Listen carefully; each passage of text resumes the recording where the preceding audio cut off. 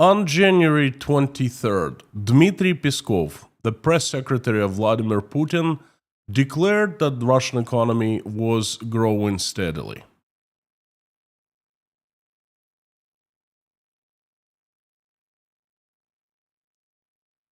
Stable in current conditions. Then on April 4th, Dmitry Peskov announced that there was a high margin of safety for the Russian economy.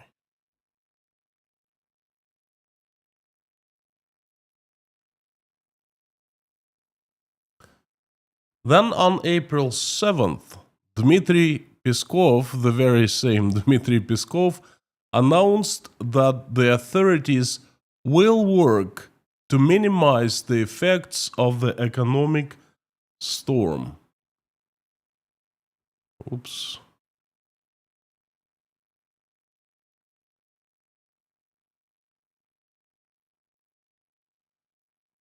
Very odd, because just 3 days prior, Russian economy was strong with high margin of safety, stable. And then some kind of a freak economic storm developed in just 3 days. And on April 30th, a few days ago, everyone in Russia was notified of how strong a Russian economy was, in the past, and with a fantastic margin of safety it had, and the Ministry of Finance of Russian Federation raised the expected budget deficit and lowered the expected budget revenues. The economic tsunami, only this now comes from the government. It is official. This is the last economic review I do before May 9th. And May 9th is the beginning of the final chapter of this story, how Russia invaded Ukraine. It might turn out to be a very long chapter, but it'll be the final chapter. Howdy, everyone. My name is Konstantin. Welcome to Inside Russia, where usual Russia is explained by the unusual Russian. As usual, you will not find any BS, propaganda, or lies here. You will find plenty of truth, common sense, and logic, and some emotions too, because I'm a human being after all. There's one unanswered question about Russian economy at this point for me. We know almost everything. Why, when, how much. There's one unanswered question that puzzles me is, where are they going to get the money? Russia is completely out of money now, and the situation is dire. There is no good exit path out of this craziness, out of this crisis, out of this situation. Some experts call it the perfect storm, and I've been calling it economic tsunami for the past 3 years. This live stream is divided into two logical parts. The first one is I will give you updates on details of what's going on in Russian industries right now. And the second logical part is that I will try to answer this question. Where are they going to get the money? So right now, in May of 2025, we are found in this particular situation in Russia where the state doesn't have any money left. It's run out of money. See, it had an incredible savings account called the Fund for National Welfare, had lots of money for decades. Russian government was doing a very smart thing. It was stashing a part of super export revenues of oil and natural gas into a special savings account called Fund of National Welfare. Once Russia started the war, invaded Ukraine, it started using that savings account. And it took 3 years to use it all up, and now it's dry. Well, there's very, very little left, but it's just very marginal amount of money. That's not going to last much at all. It's just a couple large bailouts, and that's it. So there were a lot of talks over 3 years how great Russian economy was doing. And of course, Russian propaganda was praising Vladimir Putin for excellent, brilliant stewardmanship, steering Russia into a right direction, and the government doing fantastic job and so forth, while they still had the savings account. And now, for the first time in 3 years in history, basically, it's been made official. No money. Out of money. The Minister of Finance, Anton Siluanov, spoke publicly at one of the meetings of the government, and the Ministry of Finance was represented by the minister. And this is what he said.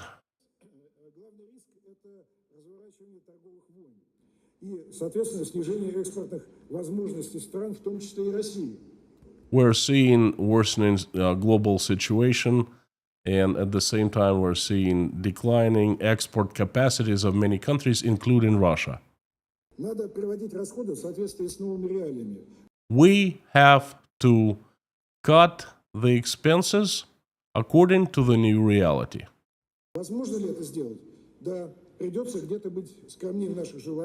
Is this possible to do? Yes. We shall be more modest in our wishes and in our spendings. Okay, so this is the official statement of Anton Siluanov, the Minister of Finance of Russia, that Russian state is out of money. It is official. I'm sorry, I've repeated a few times because for 3 years I was forecasting this moment would come, and it's finally come. I was put under so much criticism for that. Oh, Konstantin, you're wrong. Russian economy is doing fine. It's growing, and well, in May of 2025, it's not growing much, right? It's not that great. It's feverish, and it's not coming from me any longer. It's coming from Anton Siluanov himself and other officials, by the way. So.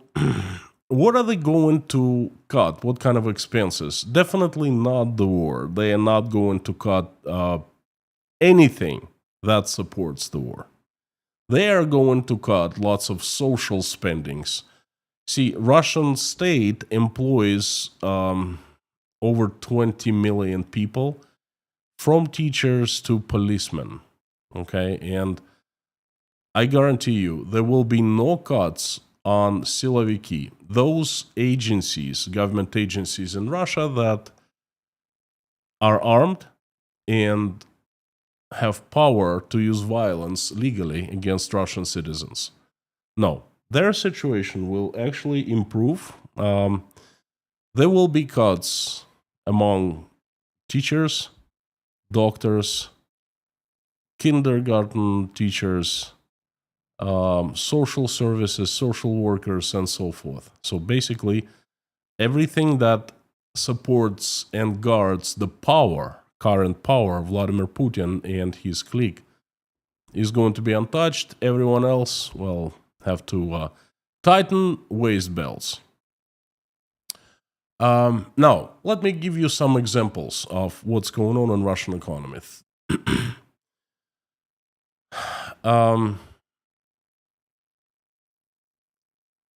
I will start with military spendings. Something happened recently that shows us that things are actually not, much worse than we even expected. Okay? Russian budget is structured that way that in September, Ministry of Finance drafts a budget for following year and submits it to the Russian parliament. Russian parliament reviews, proposes to make changes, and there should be 3 hearings. So once 3 hearings pass, they approve the budget with or without changes submitted from the Ministry of Finance. And then Vladimir Putin signs, the president of Russia signs this budget, and it becomes the law. And in the following year, all the spendings are done according to the budget. Meaning, teachers get paid according to the budget, doctors get paid so much spent on healthcare and education, on the military and the police and so forth. That's how Russia works. Now, they usually do not change budget as the year goes by, but in the last 3 years, every single year they increased military spendings by a great deal, a few times every year. And then the following year, in the beginning of the following year, they kind of closed the chapter of budget of the previous year. They finalize it.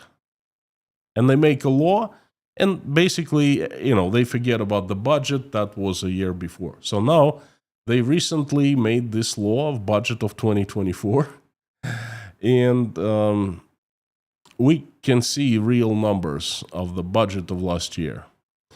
They were sugarcoating a lot, but now, once you have the law, once it's written on paper, you can't sugarcoat. It's just not too many people pay attention, but I think it's very important. Now, the thing is, they usually show 1/3 of military spendings. That's open book spendings. And 2/3 are classified. Black books. White books, black books. And for the year of 2024, total military budget was around 10 trillion rubles, where open book, white book expenses were 2.6 trillion. That was planned. Okay, so we could see where those 2.6 trillion were spent for. Usually it's the salaries of soldiers, officers, and so forth.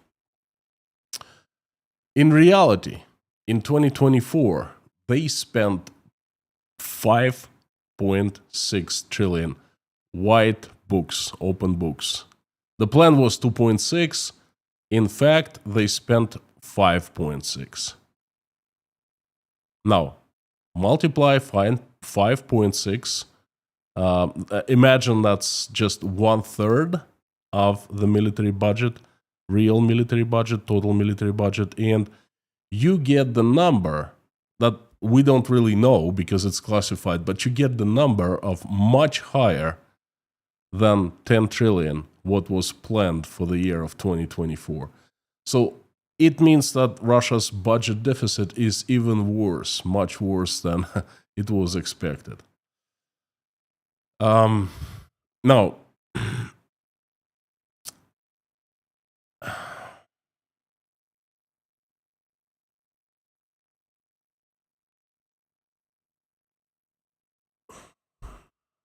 let me tell you the details of what is happening in Russian industry right now, in different industries. Росстат, the state, Russia's statistics agency, government statistics agency, just released data for different industries' growth for March. Very first time I hear this wonderful word they use. They call it, the industries in Russia are currently in fragmented growth. Now, have you heard anything like this? Any economists out there? Do you know what fragmented growth is? It's when different industries grow differently or decline differently. So instead of just saying, okay, Russian industry has declined or has grown, they say, no, it's growth, but it's fragmented growth. In general, if we sum it up, it shows that the end of the year growth of 0.8%. Again, it's worse than forecasted before. And now let's look at different industries in details. There are 4 industries that grew in March 2025 compared to March 2024. Four industries. They are military transport vehicles, grew by 36.9%. Drugs, the pharmaceuticals, products of pharmaceutical companies, grew by 24.4%. Electronics and optical products grew by 13.2%, and metallic products grew by 5.8%. 3 out of 4 industries that grew in March are servicing the war. Military transport vehicles, electronics and optics products, and metallic products. Metallic products are tanks, planes, guns, things like that. So pure military, 100%. Only one civil industry that grew in March was medical drugs. Now, all other industries, and I mean all, declined. Negative growth, as they say in Russia. And these industries are chemistry, 2.1% decline. Coal, coke, and oil refined products, 1.8% decline. Food, 0.7% decline. Paper, 0.8% decline. Wood, excluding furniture, 1% decline. Rubber and plastics, 1.2% decline. Furniture, 2.1% decline. Metallurgy, 2.1% decline. Tobacco, 2.5% decline. Textile, 2.7% decline. Mineral resources extraction, 4.1% decline. Apparel, 4.9% decline. Beverages, 8.1% decline. And cars and other transport vehicles, non-military, 12.7% decline. The industries... Now, all industries are in trouble because decline for any industry is terrible. Decline, the companies, combined manufacture less because they can't, for many reasons, but the main reason is they can't sell more, they sell less because there's less demand. Now, the industries that remain in big trouble, we know them. I've talked to them before. The coal extraction. Oh, this is the worst one in Russia. Number 1. Okay. More than half of the companies that exist in this industry are either in bankruptcies or on the verge of bankruptcies. Russia's largest customer was China, and it's just simply stopped buying Russian coal, and Russian coal extracting industry just fell apart, right? So we talked about that in details before. Another industry that has been in trouble is wood, paper, and the third one is metallurgy. There was a first large default in wood and paper on April 14th, 2 weeks ago. Segeja Group, I know that company quite well. It was one of my customers when I was building power plants in Russia. Segeja Group, one of the largest companies in Russia, a leader of the industry. It's the largest corporation in the paper industry, defaulted on, their debts. It restructured its debt with help of the central bank, the government officials, the governor of the region where the majority of operation happens. And the result of this restructuring was reported directly to Vladimir Putin. that shows you that how big deal this restructuring is. Although the information of the restructuring itself is public, but the amount of debt restructured is classified. And another large group of companies from the same industry called ULK, is also in default, and the same scheme of restructuring is being applied to it, is being worked out right now. Another industry that's been in trouble is metallurgy. Main problems are declining global demand that drives global prices lower, increased taxes, domestic taxes in Russia, and increase of competition from Chinese steelmakers. Metallurgical industry has historically been one of the foundations of Russian economy, because Russia is one of the largest, if not the largest, steel producer, was the largest. But now all large corporations, such as NLMK, MMK, Severstal, are begging for state's bailout. And they're saying, hey, if you're not going to help us, we're not going to make it. And we need help now. So they haven't defaulted on their debts, and they have plenty of debt. They haven't defaulted, but they are in big trouble right now, and the situation is worsening. We're going to wait for either a bailout, which I believe will happen, because that's the industry they will not allow to go under, or if they don't do that, which the chances are low, then these companies will just go under. It's incredible. Absolutely incredible. Russian steel manufacturing would go under. This is like the worst nightmare. Well, that's what Putin has done to Russia.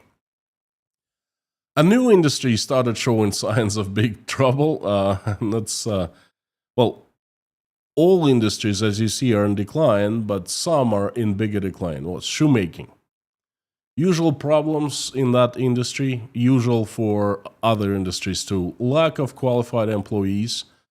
A lot have been mobilized and thrown to Ukraine to fight the war. A lot have left Russia. Usually qualified, the qualified employees, they leave, they go to different countries. And those who are just unqualified labor, they are taken, mobilized, and thrown to the front lines. So another problem is rising prices for imported materials, leather, rubber. As it turns out, most of materials for Russian shoemakers are being imported from China. Another problem is increased taxes.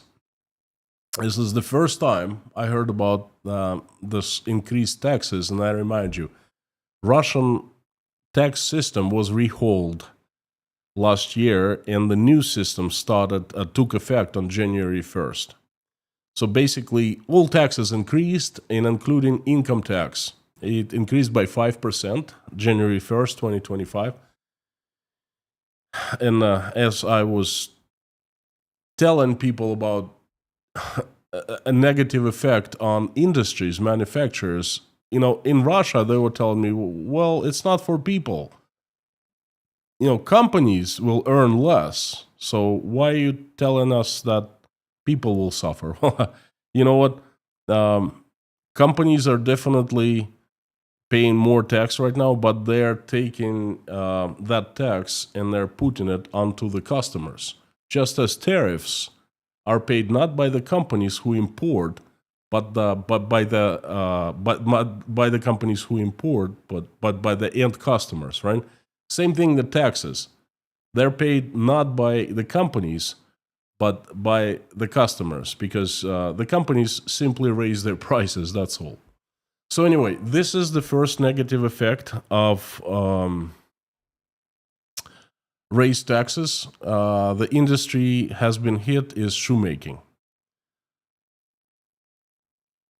It's still on the surface. It hasn't gone under. But their problems are, the clouds are thickening in this industry. And it started making the news. The shoemakers getting together and trying to raise attention to their problems. They're saying, otherwise, we will not make any shoes. We'll close our doors. Russian shoemakers simply cannot compete with the Chinese manufacturers at this level of prices, taxes, and so forth. Another industry that is facing problems, in my opinion, this industry will crash the first, and it's the most important one out of them all, is banking, commercial banks. Banks are in trouble. For the last 3 years, I've been telling this. Banks are in trouble because banks are influenced by the general economic situation. So far, there have been 6 bailouts. Well, actually, one default, one bankruptcy. One of the smaller banks was taking its license. The bank number 177, I think it was called Prod Business Bank. I could be wrong, but I think that's what it is. And 5 large banks were bailed out. The biggest bailout is VTB. The government gave VTB a 2 trillion credit line. And on top of that, it deposited 400 billion rubles for the future construction of high railroad from St. Petersburg to Moscow. The project is not going to happen, okay? It's just they made it look like it's project financing. In reality, they just gave VTB 400 billion rubles. But later, they added 4 more banks to this project, and one of the banks is actually Sber. They are also bailing out Sber, Russia's largest bank. It's not a huge bailout, but Sber is there. Among the elite 5 banks, too big to fail, too important to fail.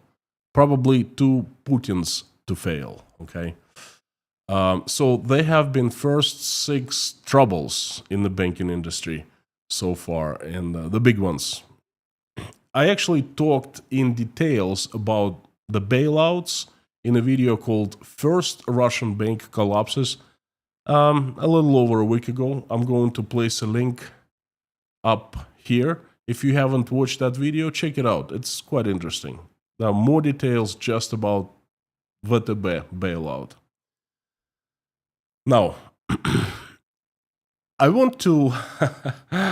I'm going to tell you something very important right now, and listen to me very carefully. Very carefully. After this, you will understand the reality of what's going on. For the first quarter of 2025, there have been more corporate defaults than for the entire 2024. This information is official. It came out of RBK, Rosbusiness Consulting. It's Russian business media, trustworthy. Now, I want to repeat this. In 2025, in 1 quarter, in 3 months, there have been more corporate defaults than in the entire year of 2024, the last year.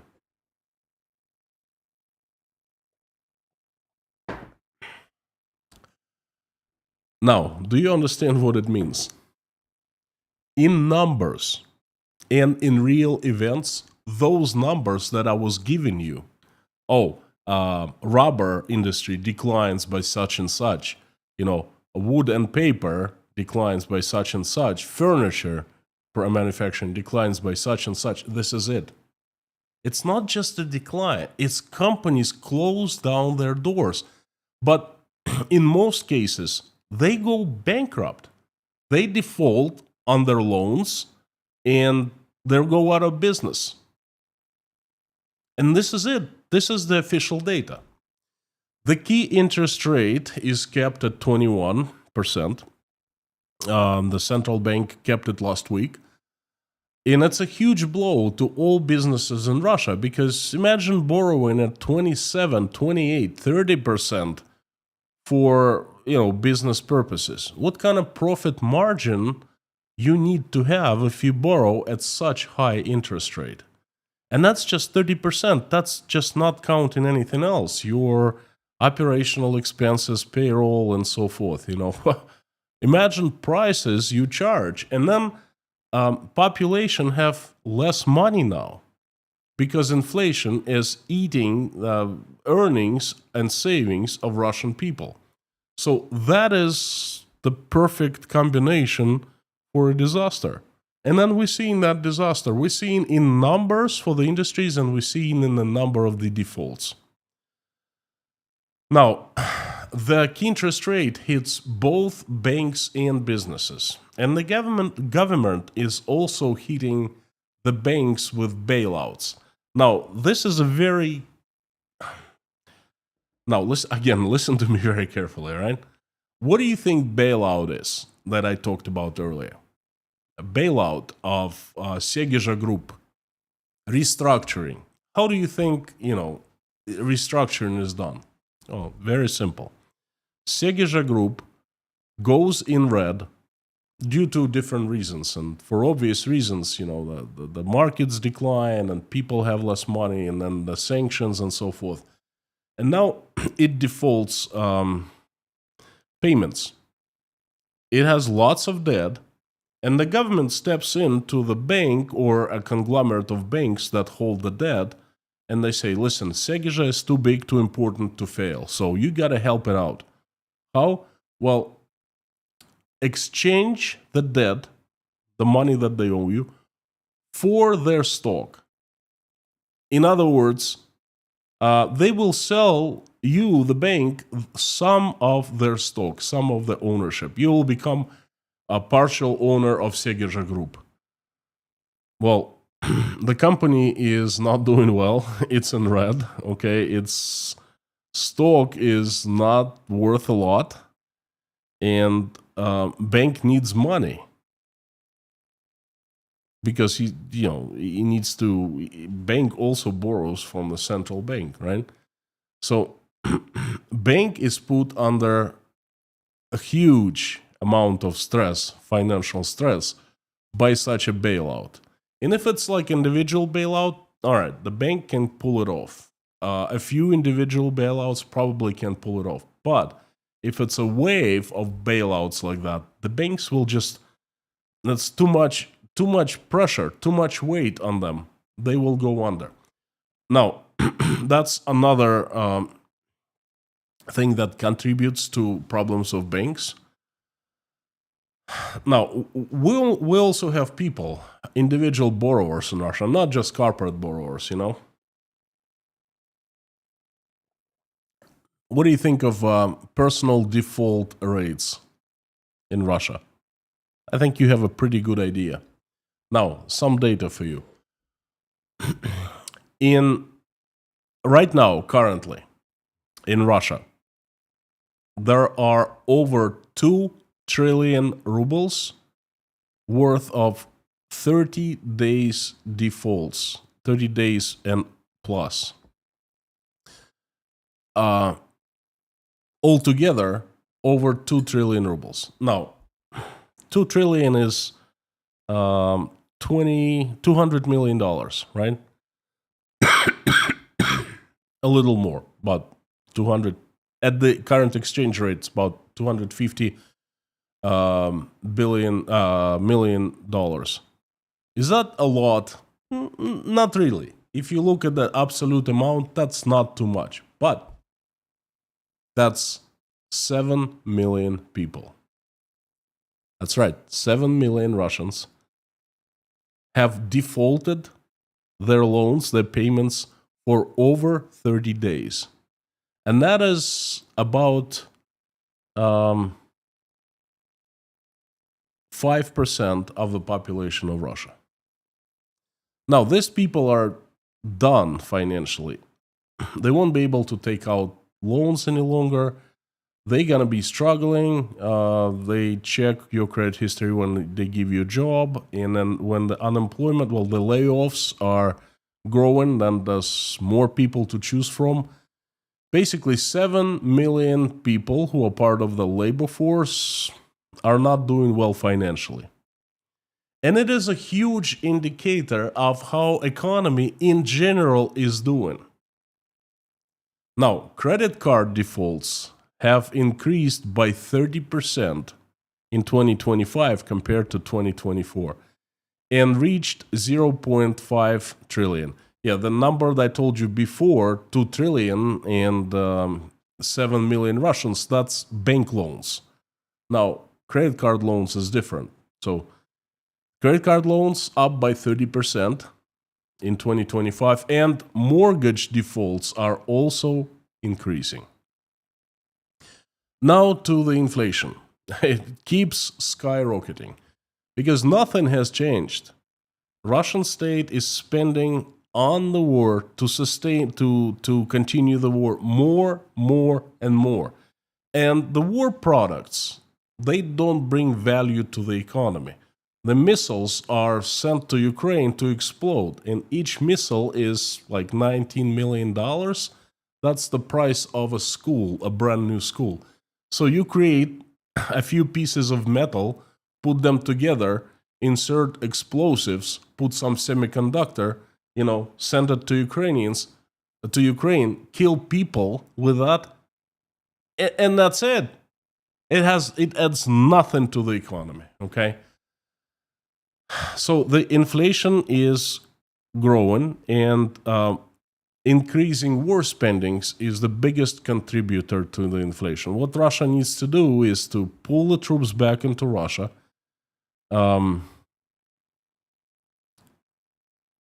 cut the expenses, military expenses, and basically that's going to solve the inflation problem. A few examples, the inflation. 2025, since January 1st, potatoes are up 45%, cabbage up 33%, beets up 28%, onions up 16%. The rest of common food items, fruits, vodka, meat, around 10% since the beginning of the year.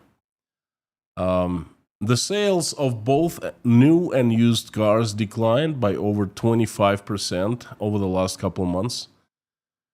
Elvira Nabiulina, the head of the central bank, promised before Putin's presidential elections last year, that took place in March, I believe, was it early April? Well, anyway, back in February of 2024, Elvira Nabiulina came out and publicly promised Russian people that inflation will decrease because she clearly saw signs of inflation going down towards the end of the year. She claimed inflation was under control and promised much lower numbers for the end of 2024. Of course, that was a lie. It didn't happen. She was sugarcoating information just to help for the election of Vladimir Putin. And right now we are seeing inflation keeps skyrocketing. And the official inflation is over 10%. That's official galloping inflation. Double digits in economics is called galloping inflation, and over 40% is called hyperinflation. So last year, according to most experts who gave unofficial estimation of inflation, 38%. And this year, unofficial, I don't even possess the numbers, but the official is galloping over 10. So unofficial is most likely hyperinflation.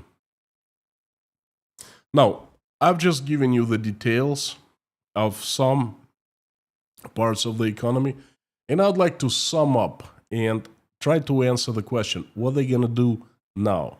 What are they going to do next? Before I sum it up, I want to thank you. Everyone who is a part of Inside Russia community, thank you for watching, for liking, for commenting, interacting, for the messages with good words, for praying along with me and praying for me. Thank you for your love. Thank you for buying coffees. Thank you for support at PayPal, Patreon. I give you promise that despite being demonetized by Google for my stand against Russian government, I will continue telling you the truth. You have my word on that. Thank you. Just one word about demonetization. Some people claim, they say, Konstantin, you misinform people. You are demonetized because you're Russian national, not because of your stand. That is not true. Yes, initially I was demonetized because of being Russian, but what Google has been doing, and actually I have no problem with that demonetization that happened in August to everyone, all Russians. But Google is not remonetizing me. To my American company, the new GodSense account, it's not remonetizing. You see the difference? And I believe that's due to my stand against Russian state. All right, let's sum up the situation. What's going on? Actually, it's ironic. We're not seeing anything different right now. For the past 3 years, we have seen the same thing. The only difference right now is before they had money, they had savings account, they had the fund of national welfare, and if they needed some money to bail someone out, to increase military expenses, to flood war factories with money, they would simply tap into that savings account and, try to solve the problem with money. They had actual money. Now, in April, money is gone, dried up, over, basta. But everything else is the same. They keep on increasing military spendings. Okay, they sell export oil, but less of it, and the price is falling. That we've seen that for the past year or so. But now it's just worsening fast due to one thing: falling oil prices, global oil prices. We all know what's happening in the world. We start entering the phase of economic turmoil in the world economy. And obviously, oil is going to cost less. In Russia, that's basically a death sentence for Russia. Okay? So, running out of money at the most uncomfortable moment when oil prices are low and falling, puts Putin, his government, and Russia into a position of economic zugzwang. Well, actually, not even zugzwang, because zugzwang is when you make a next move and your situation becomes worse. Any move brings you to a worse situation. Zugzwang was back, 3 years, 2 years, 1 year back. Now, Putin is cornered. He simply can't even make any moves. There's no way out. Now, what are they going to do? I see that the only path for Russia, for Putin, unfortunately for Russian people, is to print more money. To turn on the printing press. Well, actually, they turned it on quite some time ago. In November, they turned it on officially. And by the way, since the start of the war, the mass of money mass in Russia has doubled. That tells you something, right? They've been printing money. But now they're putting turbo mode on printing money. Back in November of 2024, last year, they introduced these procedures, old forgotten procedures called repo auctions. That's basically printing money in a very sophisticated, unprinting money way. The central bank loans money to the commercial banks, and the commercial banks immediately buy Russian Ministry of Finance securities, bonds with that money, and use the bonds as collateral for the loans to the central bank for 1 month, short-term loans. 1 month is over, and the banks fail to pay the central bank money back. Instead, they transfer Ministry of Finance bonds to the central bank, and the central bank ends up owning the bonds of Ministry of Finance, and the Ministry of Finance has money. Okay, so that's a very cunning scheme of printing money. Okay, they don't even need to print it; it's digitally printed, so to speak. And they promised it was going to be done just one time only, and they did it twice for 2 trillion rubles. And now they keep on doing it every single week. It used to be monthly, and they switched in April. They switched to weekly, and now they borrow. What is this? Shoot. Don't quote me on that, but I think it's 500 billion rubles every single week. That's repo auctions. This is a way out for Putin, but it's a very bad way out. It's a way out into a dead end, because Russian economy will simply fall apart. It's feverish right now. It's falling apart. It's on the verge of falling apart, but printing money will just finish it off. The prices will skyrocket. And I remember what happened in 92 when my parents would get paid, and the first thing they would rush to stores to buy anything, food, clothing, furniture, if they could afford it, because a few days from when they get paid, they knew that prices would be much higher, and the prices doubled every single month. Okay, that's where Russia is heading towards very, very fast. So this is the death of the economy, printing press. But you know what Putin will have to do, will be forced to do?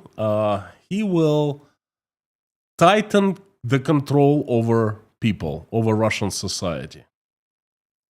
And I believe that it's going to happen very, very soon. On May 9th, remember in the beginning of the live stream, I told you this is going to be my last economic update before May 9th. And May 9th will be the start of the final stage of this madness. It might last a long time, perhaps months, perhaps years, but it's going to be the final stage. There's nothing after that, okay? Some kind of reformatting of the country. So, on May 9th, Vladimir Putin will announce the victory. The victory in the special military operation. Most likely he will end the special military operation, but he will introduce a new state of Russia. I don't know what that will be.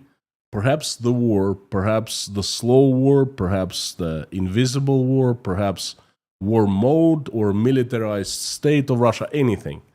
But the thing is, he will have to tighten the control over Russian people using his excuse that he will introduce soon, okay? And then what is tightening the control?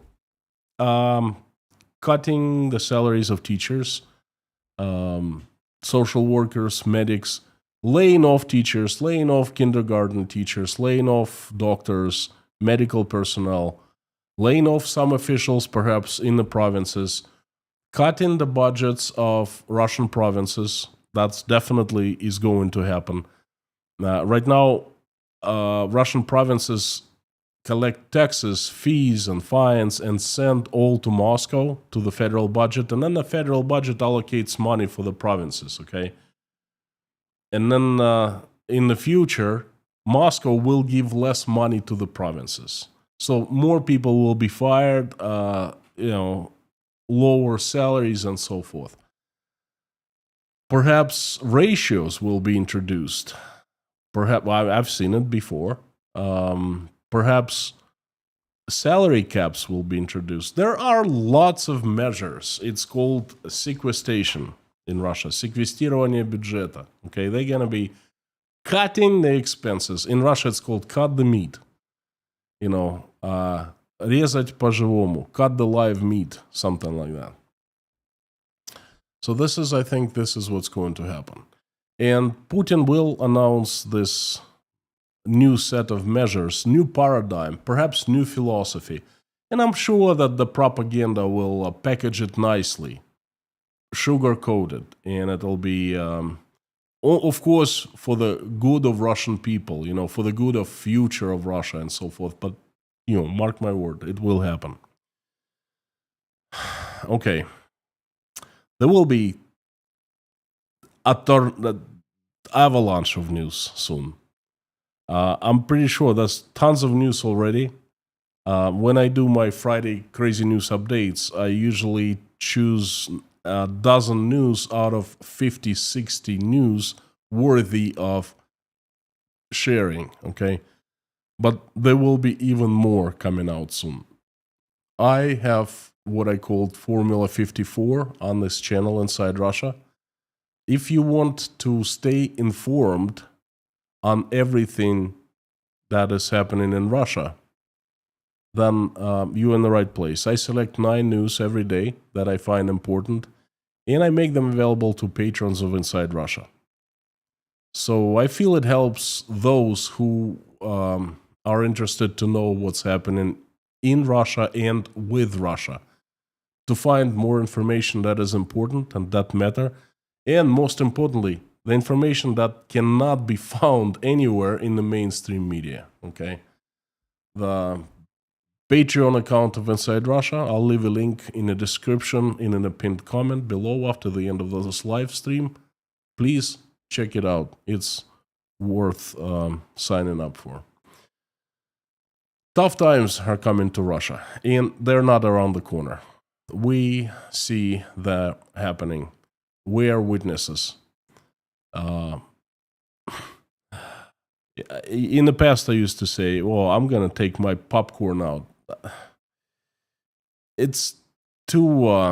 It's too hard of a joke. Okay, it's lots of people's lives in Ukraine and in Russia. Well, obviously, Russia is the aggressor. Obviously, Russia is responsible for everything that happens in Ukraine. Obviously, it's responsible for the lives of Ukrainian people. Russians will also suffer, and the country will fall apart. The courtesy of actions of Vladimir Putin in the last, I'd say 15 years or so. So friends, there will be lots of more news, and I promise you that every day I will sit in front of the camera and I will share the news that I find important with you. Please keep on tuning in. Thank you for coming today. Please like this message and leave me a comment saying what you think of today's message. I'd really appreciate it. Carthago delenda est.